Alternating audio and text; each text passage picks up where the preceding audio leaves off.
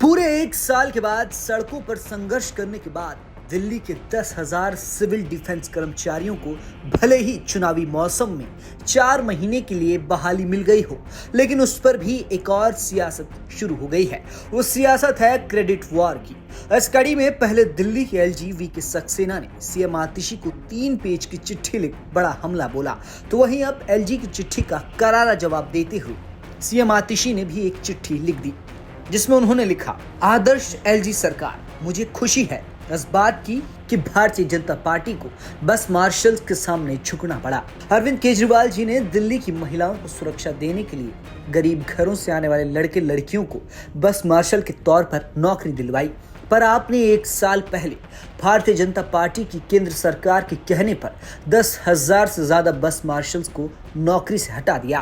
पिछले 1 साल से ये बस मार्शल सड़कों पर संघर्ष कर रहे हैं। आम आदमी पार्टी के मंत्री और विधायक इस संघर्ष में कंधे से कंधा मिलाकर उनके साथ खड़े रहे, और आज इस संघर्ष के आगे भारतीय जनता पार्टी को झुकना पड़ा और उनको वापस नौकरी पर रखना पड़ा।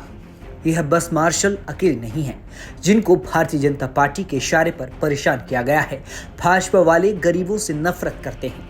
आपको जानकर अचंभा होगा कि गुजरात इकलौता राज्य है जहां पुलिस में भी संविदा पर युवाओं को भर्ती किया जाता है। इस नफरत का प्रमाण हम दिल्ली में देख सकते हैं, जहां भाजपा वालों के इशारों पर महिला आयोग में काम करने वाली एसिड अटैक विक्टिम्स को नौकरी से निकाला गया। अस्पतालों की ओपीडी काउंटर से डेटा एंट्री ऑपरेटर्स को निकाला गया। दिल्ली जल बोर्ड की कॉन्ट्रैक्ट लेबर को हटाया गया। दिल्ली के सरकारी स्कूलों के आईटी असिस्टेंट्स को 6 महीने से तनख्वाह नहीं मिली। इस तरह हजारों कॉन्ट्रैक्ट एम्प्लॉयज को परेशान किया जाता है।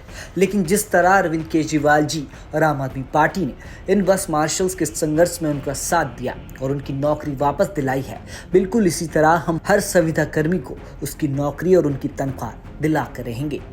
एलजी साहब, नौकरी लगवाने वाला नौकरी से हटाने वाले से बड़ा होता है।